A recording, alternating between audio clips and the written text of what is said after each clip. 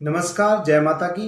नवरात्रों के पावन अवसर में आप सभी का स्वागत है मेरे YouTube चैनल पे। आज का टॉपिक लेके आया हूँ मैं चार धाम यात्रा के लिए। तो गाइस, हम लोग चार धाम यात्रा प्रोवाइड करते हैं। इस साल 25 अप्रैल से चार धाम यात्रा शुरू हो रही है। अगर आप लोग इंटरेस्टेड हैं अपने माता पिता के लिए या खुद करना चाहते हैं चार धाम यात्रा, तो हमसे संपर्क जरूर करें। इस बार 25 अप्रैल से चार धाम यात्रा शुरू हो रही है। तो चार धाम यात्रा यमुनोत्री, गंगोत्री, केदारनाथ एंड बद्रीनाथ, ये चार धाम उत्तराखंड के चार धाम कहलाए जाते हैं। तो गाइस, हर साल चार धाम यात्रा अप्रैल और मई और मार्च एंड में शुरू हो जाती है। तो इस बार 25 अप्रैल से चार धाम यात्रा शुरू हो रही है। तो चार धाम यात्रा अगर आप बुक करना चाहते हो तो हमारे थ्रू कर सकते हो। चार धाम यात्रा का जो पिकअप पॉइंट है दिल्ली, देहरादून एंड हरिद्वार। हम लोग तीनों जगह से अपने क्लाइंट को पिकअप करते हैं और चार धाम यात्रा की पूरी यात्रा करवाने के बाद दिल्ली, देहरादून या हरिद्वार ड्रॉप करवा देते हैं। तो आप लोग इंटरेस्टेड हैं चार धाम यात्रा के लिए तो हमसे संपर्क जरूर करें। मेरा नाम है एडवेंचर धीरेन्द्र। तो गए चार धाम यात्रा में आते हैं यमुनोत्री, गंगोत्री, केदारनाथ एंड बद्रीनाथ। मैंने 2 बार रिपीट किया है ताकि आपको समझ में आ जाए। अब बात करते हैं ये यात्रा कैसे शुरू होगी, कैसे जाना है, कहाँ रहना है, कहाँ खाना है, कहाँ पीना है। तो मैं इसके बारे में, हम यात्रा हमारी शुरू हो जाएगी हरिद्वार से। तो गाइस, हम हरिद्वार जाते हैं। हरिद्वार में किसी को नहाना धोना या गंगा जी में आरती स्नान करना हो तो आरती स्नान करने के बाद हम सबसे पहले जाते हैं बरकोट। बरकोट में हम करते हैं नाइट स्टे। दूसरे दिन हम जाते हैं यमुनोत्री। यमुनोत्री धाम में जब आप जाएंगे तो 6 किलोमीटर आपको पैदल चलना पड़ेगा। तो वहाँ जाने के लिए आपके पास 2-3 साधन रहते हैं। आप यमुनोत्री धाम पैदल भी जा सकते हो, जो कि आपको 6 किलोमीटर पैदल चलना पड़ेगा, या आप घोड़े से जा सकते हो। घोड़े की कॉस्ट रहती है 700, 800, 500, 1000 रुपये मैक्सिमम। आप पालकी से भी जा सकते हो। पालकी का कॉस्ट रहता है कम से कम 2000 रुपये। 2000 रुपये में आप आना जाना कर सकते हो। तो यमुनोत्री धाम की हम कंप्लीट करने के बाद रात को बरकोट आके फिर से स्टे करते हैं। तीसरे दिन हम निकलते हैं उत्तर काशी। तो गाइस, हम जाके रुकते हैं उत्तर काशी में। उत्तर काशी में हमें नाइट स्टे करनी पड़ती है। उत्तर काशी के बाद हम जाते हैं चौथे दिन ये गंगोत्री धाम। गंगोत्री धाम में हम दर्शन करते हैं। दर्शन करने के बाद हमें नहाना हो या पूजा करनी हो, अपनी पितरों की पूजा करनी हो तो हम वहाँ करवा सकते हैं।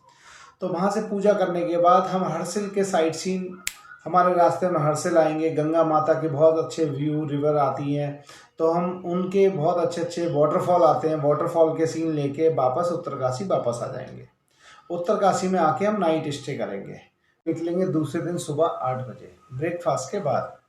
तो उत्तरकाशी के रास्ते हम जाएंगे चौपटा, तुंगनाथ, ये पूरे साइट सीन करते करते हम जाएंगे सीधे गुप्त काशी में।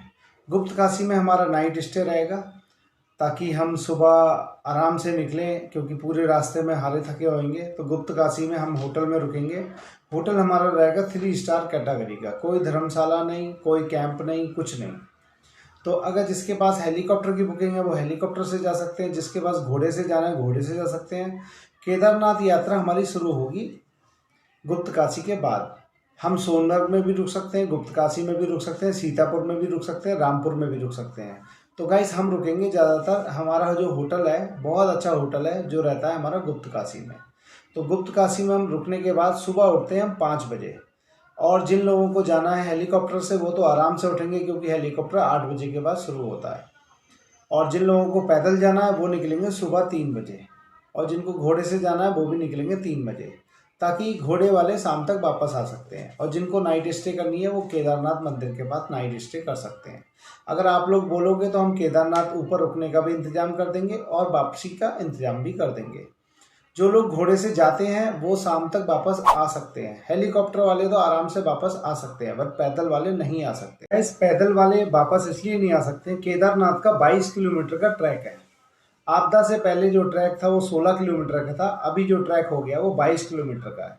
तो 22 किलोमीटर जाना, 22 किलोमीटर आना तो किसी किसी को पॉसिबल नहीं होता है। तो इस कारण हमें नाइट स्टे केदारनाथ मंदिर के पास करनी पड़ती है। केदारनाथ मंदिर में आपको होम स्टे, कैंप और होटल टाइप मिल जाते हैं।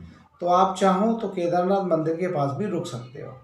और आप हेलीकॉप्टर से जाते हो तो हेलीकॉप्टर से जाने के बाद तुरंत आपको वापसी का टिकट मिल जाएगा। तो आप वहाँ रुक भी सकते हो, नहीं तो दूसरे दिन वापसी भी आ सकते हो। घोड़े से भी आ सकते हो, दोनों तरीके हैं। अगर आप घोड़े से जाओगे तब भी रात को रुक सकते हो वहाँ पे, हेलीकॉप्टर से जाओगे तब भी रात को रुक सकते हो, और पैदल जाओगे तब भी रुक सकते हो। अगर आप चाहो तो जल्दी निकलने के बाद जल्दी वापस भी आ सकते हो। दोनों तरीके से आप दोनों तरीके से जैसे आपको सेटिस्फाई हो वैसे यात्रा कर सकते हो। चार धाम यात्रा में हमारी तीसरी यात्रा कंप्लीट हो जाएगी केदारनाथ की। केदारनाथ में हम सेम आपको वहीं गुप्त काशी में हमारा होटल है रुद्रा पैलेस, हम उसमें आपको स्टे करवाएंगे। और स्टे करवाने के बाद हम केदारनाथ यात्रा कंप्लीट करने के बाद निकलेंगे बद्रीनाथ के लिए। तो गाइस बद्रीनाथ के लिए जो हम निकलेंगे, तो बद्रीनाथ के रास्ते में हमारे लिए बहुत ही अच्छे व्यू आने वाले हैं और बहुत ही अच्छे वाटरफॉल आने वाले हैं। तो केदारनाथ से हम जा रहे हैं बद्रीनाथ। तो गाइस केदारनाथ की यात्रा हमारी कंप्लीट हुई, अब हमें बढ़ना चाहिए बद्रीनाथ धाम की तरफ। तो गाइस बद्रीनाथ धाम पहुंचने के लिए हमें कम से कम 8 से 9 घंटे लगेंगे। तो हमारे साथ बुजुर्ग भी होते हैं, सीनियर सिटीजन होते हैं सारे, तो इस कारण वो लोग थक जाते हैं। तो इस वजह से हम बद्रीनाथ से पहले पीपल कोटी करके एक जगह है, हम पीपल कोटी में नाइट स्टे करते हैं। तो पीपल कोटी में नाइट स्टे करते हैं। तो दूसरे दिन हम सुबह निकलते हैं 6 बजे। 6 बजे हम ब्रेकफास्ट या तो पैक करवा लेते हैं या अपने साथ रखते हैं। तो रास्ते में हमारे सबसे पहले पड़ेगा जोशीमठ। जोशीमठ में है नरसिंह महाराज का मंदिर। तो सबसे पहले हम नरसिंह महाराज के दर्शन करते हैं, फिर जाते हैं बद्रीनाथ धाम। बद्रीनाथ धाम में हम जाके पूजा करते हैं, और वहाँ पे आप चाहो तो अपने पितरों की भी पूजा करवा सकते हो, क्योंकि बद्रीनाथ धाम सबसे बड़ा धाम है, वहाँ पितरों की पूजा बहुत अच्छे से होती है। तो आप लोग चाहो तो बद्रीनाथ धाम में जाके अपने पितरों की पूजा भी करवा सकते हो। और वहाँ के जो पंडित हैं बहुत ही ईमानदार, बहुत ही अच्छे और बहुत अच्छी तरीके से पूजा हमारी करवाते हैं। तो सभी लोग बिना शक के बद्रीनाथ धाम में जाके आप वहाँ पूजा करवा सकते हो। बद्रीनाथ धाम की एक खास बात यह है, अगर आपके पास पैसे नहीं है तो आप पूजा करवा सकते हो। अगर आपके पास पैसे नहीं है या अन्न नहीं है तो आप पंडित जी से उधार भी कर सकते हो। वहाँ के पंडित आपके घर से आके आपसे जो आपने दान दक्षिणा देनी है वो आपके घर से आके वो ले जाते हैं। जैसे बद्रीनाथ धाम में आपने पूजा करी अपनी पितरों की और आपके पास पैसे नहीं है, तो आप वहाँ पंडित जी के यहाँ अपना एड्रेस और अपने शहर का नाम, अपने गांव का नाम लिखवा सकते हो। वहाँ के पंडित जी इतने अच्छे होते हैं, बद्रीनाथ धाम बद्री विशाल की कृपा से पंडितों को इतना वरदान मिला है कि आप जहाँ से भी आए हो, आप चाहे बिहार से आए हो, बंगाल से आए हो, कलकत्ता से आए हो, साउथ इंडियन हो, कहीं से भी आए हो, हिंदुस्तान के किसी भी कोने से आए हो और आपके पास पैसे नहीं है, तो आप वहाँ पंडित जी से पूजा करवा सकते हो। पंडित जी पैसे लेने आपके घर आ जाएंगे, चाहे आप कहीं भी रहते हो। ये बहुत बड़ी बात है जो पंडित जी हमारे घर आते हैं और हमसे दान दक्षिणा ले जाते हैं। आप चाहो तो अन्न का दान दोगे तो वो अन्न ले जाएंगे, पैसे का दान दोगे तो पैसे ले जाएंगे। कुल मिला के ये आप बद्रीनाथ धाम में अपनी पितरों की पूजा करवाओ या कोई भी पूजा करवाओ, उसके बाद पैसे उधार भी कर सकते हो। तो बद्रीनाथ धाम की यात्रा हमारी कंप्लीट हुई। अब हम यात्रा करने के बाद पीपल कोटी वापस लौटेंगे, क्योंकि रात में हमें पीपल कोटी रुकना है। अब पीपल कोटी के बाद हम जाएंगे हरिद्वार, देहरादून और दिल्ली। तो हमारी ट्रिप हो जाती है कंप्लीट चारधाम यात्रा की। तो गाइस चारधाम यात्रा हमारी कंप्लीट हो गई। अब बात करते हैं चारधाम यात्रा में खर्चा क्या आएगा। तो चारधाम यात्रा में खर्चा आएगा आपका 21,500 रुपये पर पर्सन। अगर मान लो आपके माता पिता हैं तो उनके लगेंगे लगभग 42 से 45 हज़ार रुपये। हमारा कॉस्ट है 21,500 रुपये पर पर्सन, जिसमें हम आपको पिकअप ड्रॉप और आपको रहना और खाना और गाइड प्रोवाइड करते हैं, ताकि आपकी यात्रा पूरी तरीके से मंगलमय हो।